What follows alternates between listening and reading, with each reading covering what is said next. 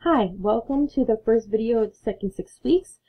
I want to go ahead and start talking to you about value. Value is the use of light and dark to create a slow transition, and it's most often used to create light and shadow in your artwork.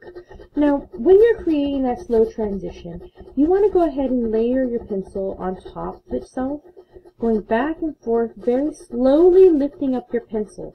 By that I mean releasing the pressure on the pencil itself and where it comes in contact with paper. The less pressure that you have, the lower and brighter the color is going to get. It's going to be softer and softer. Now there's lots of different ways to create this value. The first is to use this one, just a solid gradient. Now obviously there's other ways, and as we've discussed before, we could do things like stippling, which involves using a bunch of little tiny dots to create that value instead. Now, stippling is one of the drawing techniques that takes the longest because you have to sit there and draw all the little dots. The fewer dots you have, the more spaced out they are, the lighter the color is going to get. Now, as you do this, it's going to take a long time, and right now as we're working with pastels, this isn't absolutely as necessary to do that.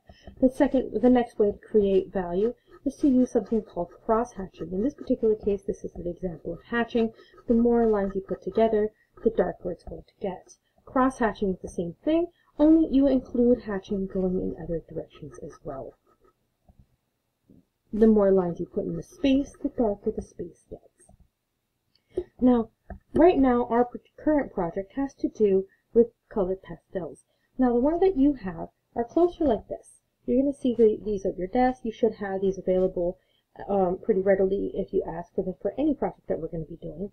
Now, for this particular project, the ones you're going to be using are going to be like this. They're going to be rectangular, and they are pretty messy. They're going to create fine powders, and you're going to be able to create that value in multiple ways. The first way is the same way where you slowly lift the pastel, and it goes from light to dark. The other way is to go ahead and use your finger to go ahead and blend it outwards and create that value that way. And pastels are creatively used mostly because they can create a very smooth transition from light to dark. Now, in this case, what we're going to be doing for our current project is you're going to be using a gradient.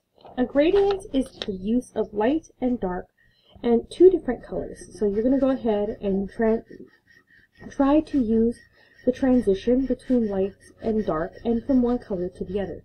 The easiest way to create that gradient is to start with one color and go ahead and put the next color next to it.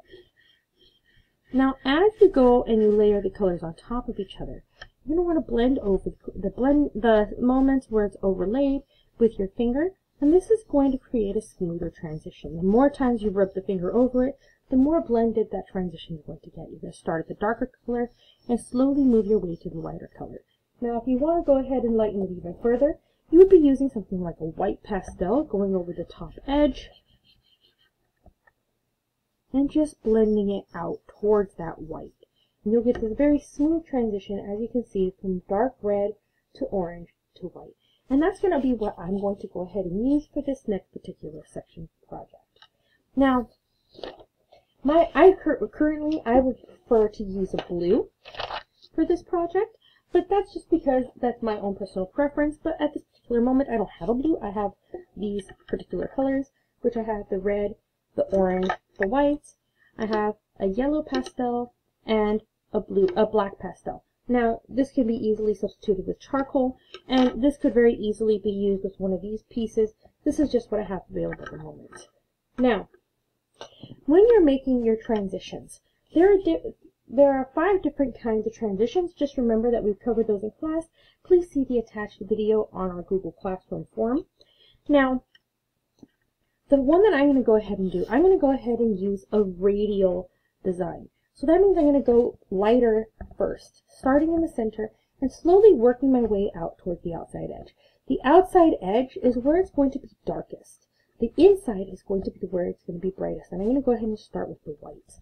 So I know you can't see it very well, if at all, but it's going to be just a circle of whites. As you can see, I'm just blending the pastel over the inside circle. Now at this point, I'm going to go ahead and go in just a little bit with this yellow pastel, going around the outside edge of the white. And I'm just going to make a sort of circle. I'm going to go ahead and use my hand to create most of the transition in this area later on, so it doesn't really make that much of a difference while I'm making the actual gradient. So as you can see, it's making a sort of sunburst effect at this particular moment. And then at this point, I'm going to go ahead and go with the next color, because remember, you want to go ahead and use analogous colors. Analogous colors are 3 colors that are right next to each other on the color wheel. So they work very well together, they blend very well together, and they make for very easy, simple transitions. I highly recommend you do not do complementary colors. Your complementary colors are the ones that are opposite each other on the color wheel, because they blend together to create darker tones, such as values. Now, what we're going to be going ahead and using the pastel for, we're going to go ahead and go around. Again, we're going to be going slowly around. I'm just going to go in little circles, going all the way around, just kind of going in a circle, filling up the entire paper for this particular project. Now, this may not seem like much at the beginning, but I assure you the final product is going to be rather interesting to look at. Now, I'm going to kind of keep going with this and just filling it in all the way around. Now, once I get far enough out that I'm happy with it, then I'm going to go ahead and switch to red. And again, ideally, I personally would have liked to use a blue, but that's just what I have available right now. Now, I'm going to go ahead and do the rest of this using red and just a little bit of that black towards the outside edge. And I'm going to go ahead and talk to you about that in just a second, on how and why I'm going to be using the black. Now, normally I wouldn't use black because black kind of dulls the image itself and desaturates some of the colors, but as of right now, like I said, those are the materials that I have to work with, so I'm kind of limited on that format. So again, I'm just kind of going as far out as I can using the red, and just kind of make these circles. Now right now it looks a little bit of a mess, but as you can see, it starts transitioning already. It's not blended as it is, but it will be out there once I'm done. Now again, I'm just going to keep filling out these spaces very, very quickly. It's going to start very messy right at first. As you can see, it's going to create a mess. If you don't want to have a mess, make sure you're wearing gloves and try not to touch your clothing or your eyes. It's a safety matter. Now, just in these outside corners, I'm going to go ahead and use a little bit of black. And again, it's not that much, just on the outside edges. Just going into that red just a little bit. And again, this could very easily be substituted with charcoal. And you can use any color combinations you want as long as the colors are analogous. So I have black on the outside edge, white on the inside. Now again, this is just my preference. You could do a gradient that goes from bottom to top or side to side or meets in the middle, or you could maybe do a star gradient. However you choose to do it is up to you on that point. This is just how I'm doing this for this particular part of the tutorial. Now, at this point, that you cannot do this if you're afraid of getting messy, but I personally don't mind, so I'm going to go ahead and start blending these out. You're going to want to follow the edge of your image, moving slowly inwards.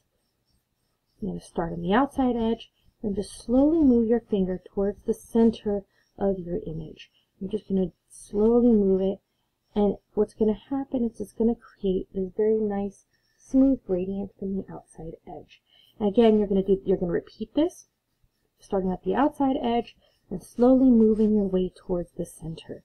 Now, it doesn't matter if it's completely blended on those sections where it's overlaid. You're just going to want to switch fingers.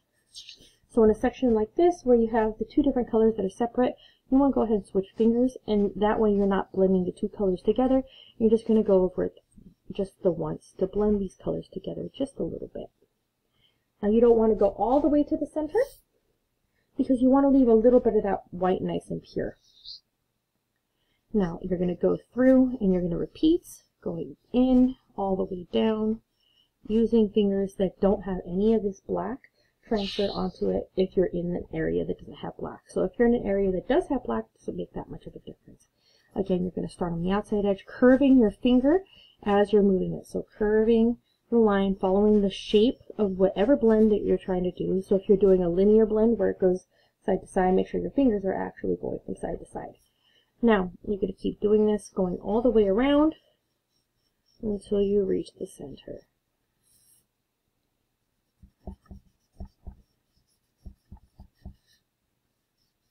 And you can use 2 fingers if you want to make it a little bit faster. It's up to you. Doesn't make that much of a difference to me. But it could make a difference for your particular art piece if you want to speed the process up a little bit. Once you get this point where it's nice and smooth, you can go ahead and dust it off. I highly recommend instead of using your hand because it's going to be able to,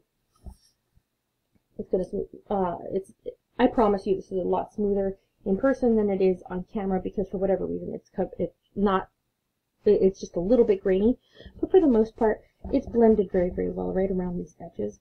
You just can't see it. Now, once I reach this point where I'm perfectly happy with the actual blending, what I'm going to go ahead and do is I'm going to go ahead and draw little things like fish and such like that, just using the black colored pencil.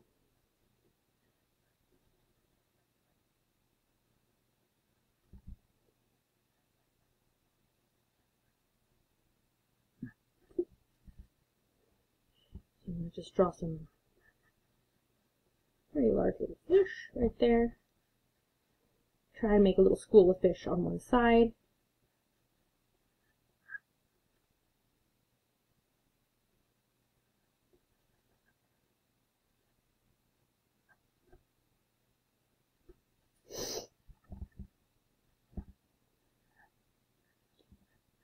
Don't overthink it. These are just the silhouettes. Remember that when you use black to create a shape like this, using an outline and following the contours, an easy way to do this is just draw the outline of your figure.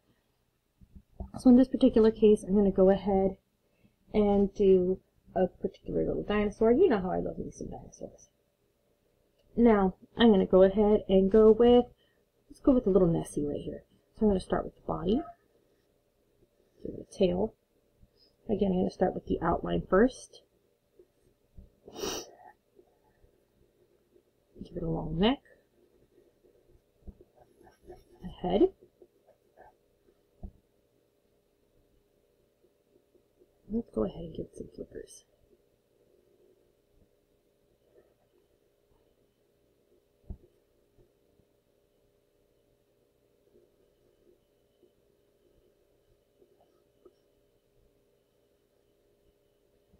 Now that I have my little outline created, I can go ahead and fill it in.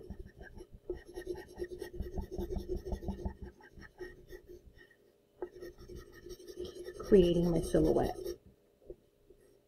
Now, if you make a mistake where you go outside your line, you can go ahead and just make a pattern. Pretend you did that on purpose.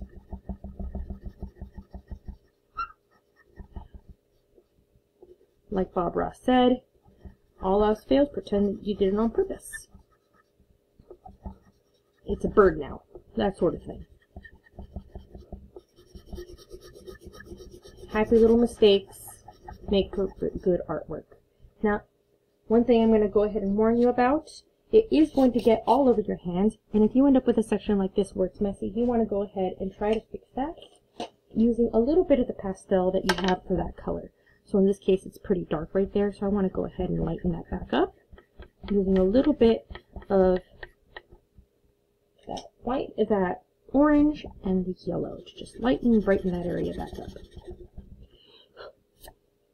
Be very careful not to make it too dark, and try not to touch your paper. One thing that I could recommend is to put your pinky down and onto the paper. That way it helps to lift your hand up, or to put another paper between you and your workspace. You can just keep adding to it as often as you'd like. Add more or take away some. You can add things like seaweed and such of that nature. Now in this particular case, if I'm doing an underwater sort of scene, but if you wanted to do something like the sky, you could add some clouds or something like that. And if you wanted to do a landscape, you could use again, like I've mentioned before in some other videos, you could go ahead and do a mountainscape or something like that using the gradient going from side to side.